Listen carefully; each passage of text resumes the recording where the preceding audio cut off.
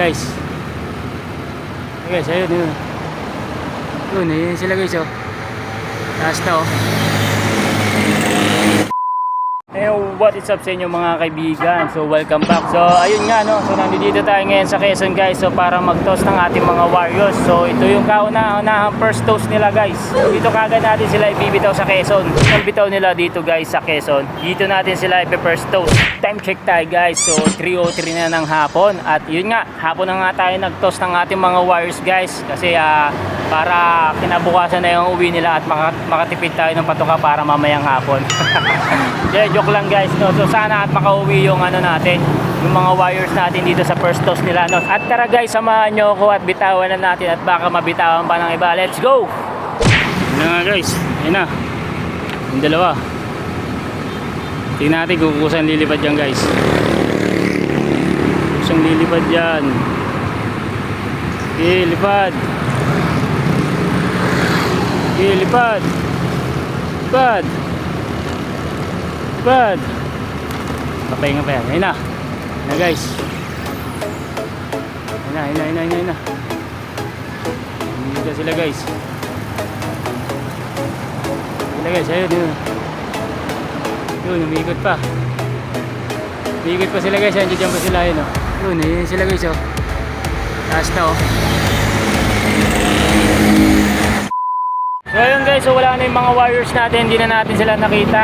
Possible dumiretso na yun uwi sa atin at makauwi sila. Pala yung first toss ng mga Warriors natin guys, yung dalawang YB natin. So sila yung dalawang napisil natin o napipisil natin na pwede natin isama o ikarga sa mga karera.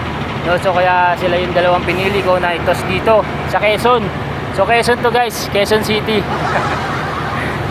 So yun lang guys, so sana at makauwi yung mga Warriors natin. So happy flying sa inyo lahat. Peace! At ayun na nga guys, so mukhang magkakatotoo talaga yung sinabi natin na makakatipid tayo sa patuka ngayong gabi. Baka hindi lang ngayong gabi, baka abutin pa ng linggo. So kasi, yung dalawang tinos natin kanina sa Quezon, so hindi pa nakakabalik. Papahinga pa yan, ayun na guys.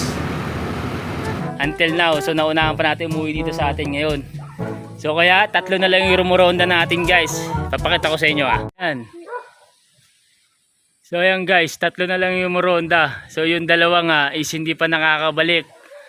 Simula ng tinos natin kanina. So tinignan ko sa apps ng air distance. So nasa 12.7 km pala yung guys. Di ko akalain na ganun pala kalayo din yun yung Quezon City. So Quezon City lang yung guys. Baka ang iba magtaka, baka sabihin na Quezon Province. So hindi yung Quezon Province guys. So Quezon City lang yun, ayun yung first toss nila.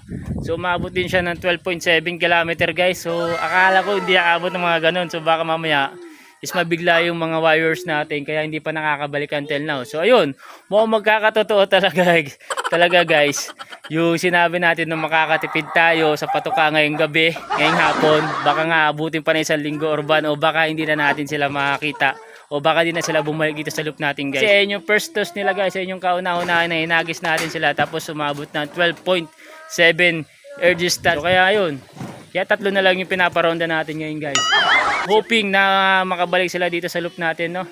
So sana mamaya o bukas o susunod na araw at least makabalik sila dito. Meron naman tayong pawala ngayong araw for today's videos. Ayun yung tatlo guys oh. Nakikita nyo ba? Taas. Ayun, tuldok ko sila. Taas sila oh. Ayun oh. Taas nila guys. Ayun oh. Diba? Tatlo na lang silang pinaparonda natin ngayon. Yan. Dahil hindi pa nakakauwi yung dalawa simula ng tinos natin kaninang alas 3 ng hapon. Congratulations guys. So may pawala na naman tayo ngayong araw.